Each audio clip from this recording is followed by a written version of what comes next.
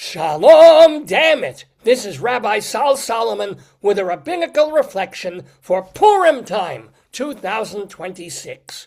Yes, my friends, it's Purim, arguably the happiest holiday on the Jewish calendar, and I'll argue about anything.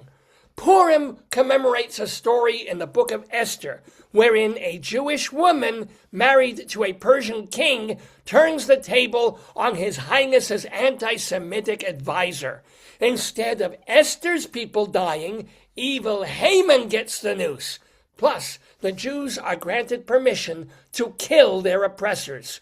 To put this in a modern context, imagine if, the day before October 7th, we hung Yahya Sinwar and were then given the go-ahead to annihilate Hamas, Qaeda, and Queers for Palestine.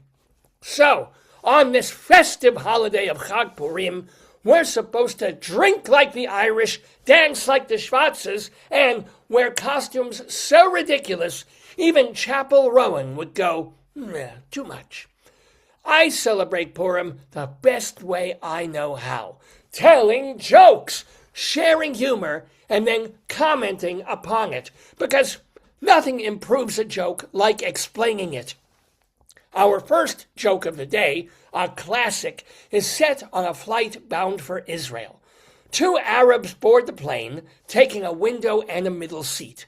Moments after they've settled, my cousin Chaim checks his ticket and, bad luck, he has the aisle seat next to them. But the Arabs read their Quran, Chaim reads his Tanakh, all is quiet.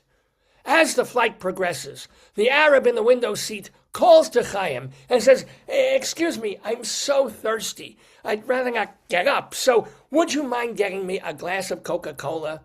"No problem," says my cousin, who goes off to the beverage cart. While he's gone, the Arab grabs Chaim's Bible, opens it to a random page, spits in it, then closes the book and puts it back. Chaim returns with a beverage. The Arab in the middle seat says, Wait, before you sit, I'm thirsty too. Would you mind also getting me in?" "No problem," says Chaim, who goes to get another Coca-Cola.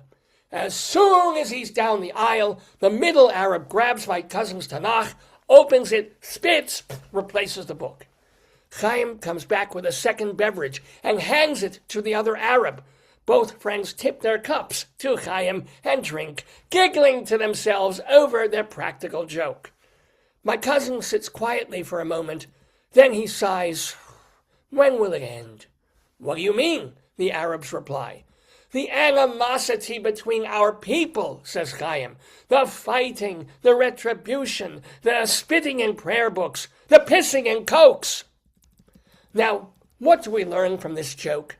Well, we learn the reason why flight attendants serve everything in those little cans, but we also recognize the tragedy of neighbors who should be able to get along side by side and yet can't. We also see, as Jews have seen repeatedly in history, people who do bad things to us get far worse done to them. Hitler may have killed 6 million Jews, but World War II took out 8 million Germans. Hamas murdered 1,200 Israelis on October 7th. The Gaza War, 70,000 Palestinians biting the sand. The lesson? If you expectorate in our Exodus, God will pee in your Pepsi. Next joke. I heard Paul Reiser tell this one on a podcast for Yibo. My uncle Shimon is walking down the street and sees a businessman in a tailored suit, the most gorgeous outfit Shim has ever seen. He says, "Where did you get that suit?" The businessman says, "Isn't it exquisite? It's from my tailor in the garment district. Here's his card. But I warn you, it's super expensive." Before the man can even get the words out, my uncle is running with the card in his hand down 38th Street. Are you Pinsky the tailor?" he says when he gets in the shop. "I am," says Pinsky. "I need a suit like the guy I just saw. It's double-breasted, gray with—" "I know the one," says Pinsky. "You understand, that suit will cost you $18,000. 18 grand, says my uncle. "You know what? I don't care. I need it." "Oh, well, I'd like to know, why such a price? Pinsky says, you get what you pay for. The cloth comes from a rare silkworm that takes 6 months to spin out a yard of fabric. The buttons come from the ivory of specially bred elephants, where it takes a year to grow and another year to get through customs. The zipper on the pants, sterling silver from a mine that's so dangerous they only go into it once every 3 years. Then, when everything's assembled, I stitch by stitch by stitch for weeks on end. So, please understand, for this suit, you might wait 4 or 5 years. Oi, says Shimon, I have a bar mitzvah Saturday. Pinsky says, it'll be ready. The point of this joke is not that the tailor is telling deliberate, outlandish lies.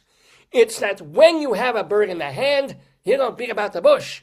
If I am asked a theoretical question, I look at all the angles, the pitfalls, the risk versus reward analyses, but if you tell me this is happening, all the blackboard calculations in the world won't accomplish anything. I just have to do it. And lo and behold, it gets done. I do feel bad for all those silkworms, though, who must feel really rushed under those circumstances. Okay, one more joke. Last night, I asked my dear wife Miriam Libby, darling, why did you marry me? She said, Sal, because you're so funny.